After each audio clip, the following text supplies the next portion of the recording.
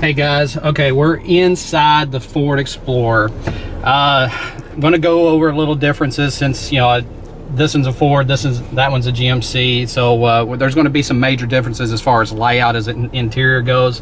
But the main issues that I get from Ford, I want to show you here. This is the MySync touch system.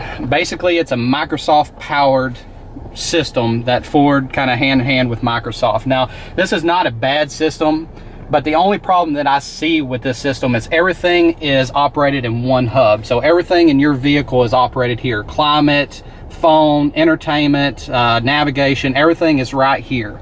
So what that does is it makes it a little harder while you're traveling down the road to navigate through different things, to turn things up, turn things down.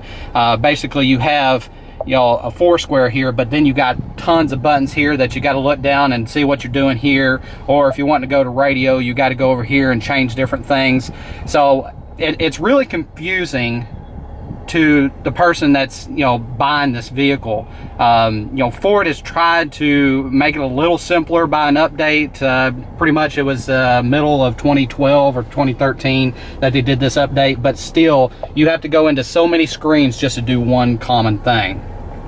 Also, you've got two screens right here that you've got to toggle through to see, you know, fuel economy and all that stuff. You know, it gets really frustrating to get through different things to, you know, see what you need to see while you're driving. Really, to me, Ford, this is a safety issue. You know, too much stuff going on right in front of you. If you go on down to the center stack, everything is pretty laid out as far as GMC. You've got your center mounted shifter and all that. Now, if you got the four-wheel drive system, basically this is also a confusing little deal. Instead of having an all-wheel drive all the time system like the Acadia has, where you don't have to push anything or shift anything, this has got kind of like a terrain selection.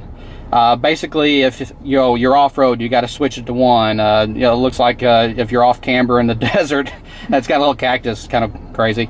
You got to shift it to another one. If you got snow, you got to shift it to the other one. So actually, instead of just being there and you not having to worry about it, it gives you something else to worry about on what kind of terrain selection you have to do to, you know, be able to get out of certain situations. It's got a small little center console. You know, it's a little deep, but it is a little small. This does not rotate, so you can't set it. And being where I sit, I'm 6'1". Actually, my arm is just kind of hanging off the back, where the Acadia's is a full length and it comes on back, and then you can adjust it. Your SD card slot and everything is underneath this panel, and I'll show you the changes in the 15 over there into the Acadia. That's really nice with their USB input. If you look toward the back, this is another safety issue here. Look at those huge headrests on those back seats. Wow, guys. I mean, really, this is going to tower anybody that sits in this. I don't understand why you got to have these.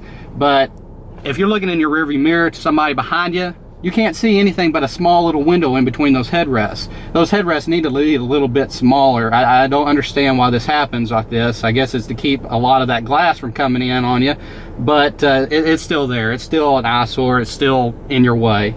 Another thing I didn't go over as far as seating goes. Now, this is a 7-passenger, and this is the way that they do it. They got 2, 3, 2. Now, our 7-passenger is 2, 2, 3.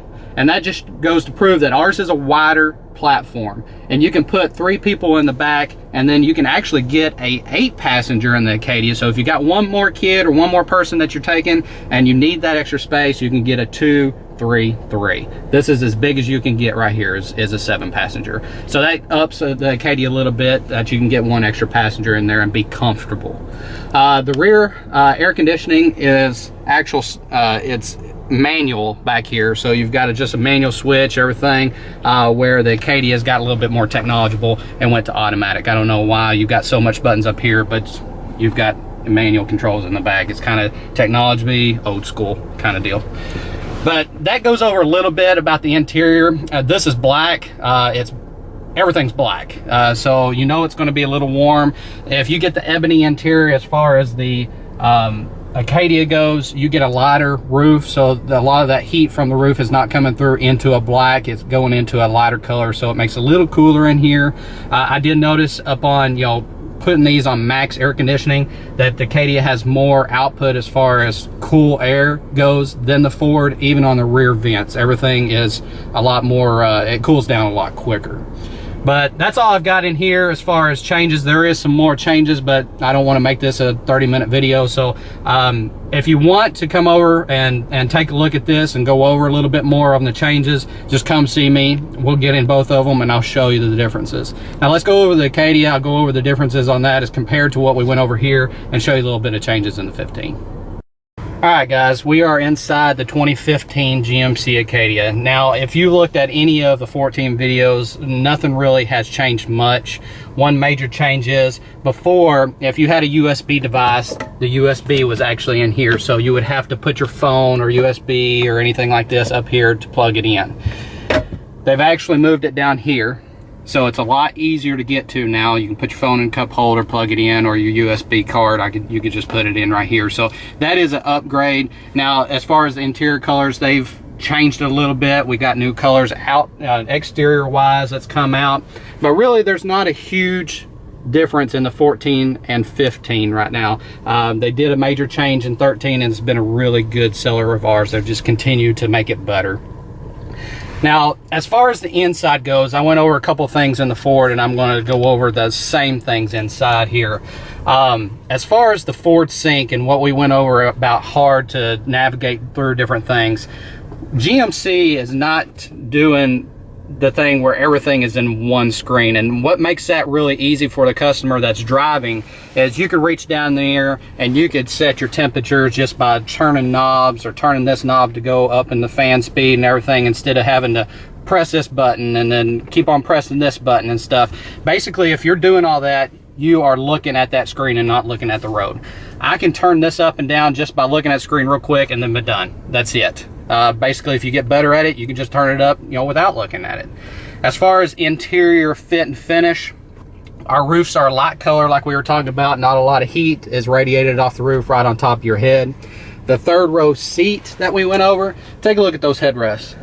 I mean, you can look out the whole back glass, so you can see what's going on behind you. Those headrests are small, they're comfortable, and they don't need to be huge because the fact of the seat is not anywhere close to that back glass like it is in the Ford.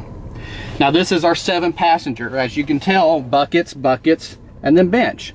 2, 2, 3. So it makes it easy for kids to get in and out by either going through the center, fold. Now that's still a fun fold and tumble. So if they want to do that, and you can set 3 back here, you can set 2 right here, and they'd be all comfortable. Now you can get a center bench, what makes it an 8-passenger, which gives you 1 more than any of the Ford Explorers will ever give you.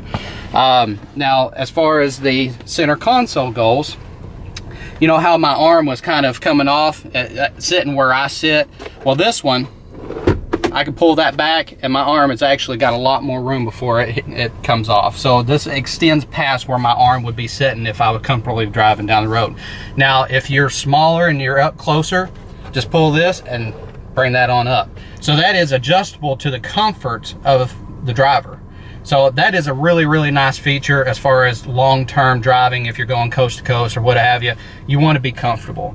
Now, sitting in these seats are a lot more comfortable than the Fords. Basically, you would have to come out and sit in these just to kind of get an idea, but I guarantee you'll sit in these and you'll be like, wow, that is a difference in the two. This one does have navigation, and in 13 they went up to this IntelliLink system.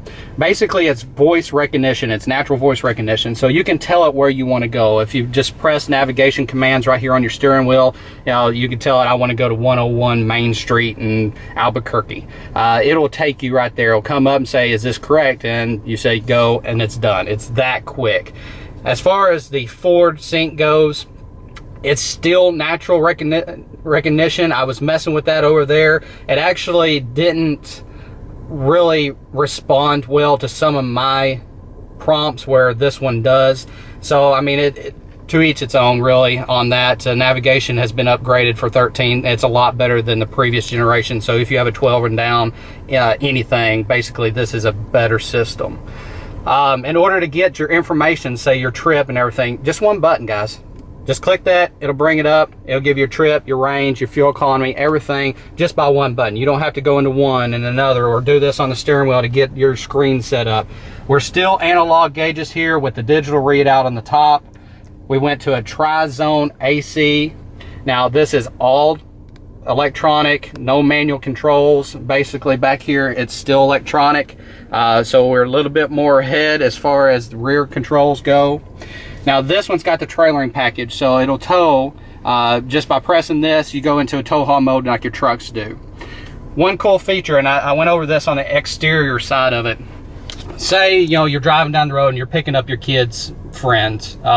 They come up and they've got, you know, a bag of baseballs and a bat and something like that, and they need to put it in the back. Basically, you could just press this button, bam, put your stuff in the back. That raises, they put it in, they get in the car, and then you can press this button again right here. Bam, done. You don't have to worry about some kid coming around there and, you know, messing with your latch trying to get that open, or you have to get out because they're jumping trying to get it to bring it down, scratching it up, whatever. You just press a button, it's done. Ford, where are you at on this? It's an option. Basically back into the center console, you know, everything's the same as far as the center shifter. Heated seats are actually push button here. Another thing, you know, you've got a button to push right here. It's real easy. Push it, heated seats. And the Ford, you got to go into this, into this, into this to turn that on. Wow, that's a lot of work just to get your butt warm. All right, guys, really, that's all I have here. If you want to come out to check out the 15 Acadia, come on out, ask for James, Alyssa, Jackie, or me, John, and we'll be glad to show you anything that GM's come out with. They're doing a new wave of new vehicles, a lot of technology updates. The new GMC is just an awesome vehicle, and we'll pull something off the pre-owned line and compare it. That's what we're here for. We'll help you out. So come see us. Thanks.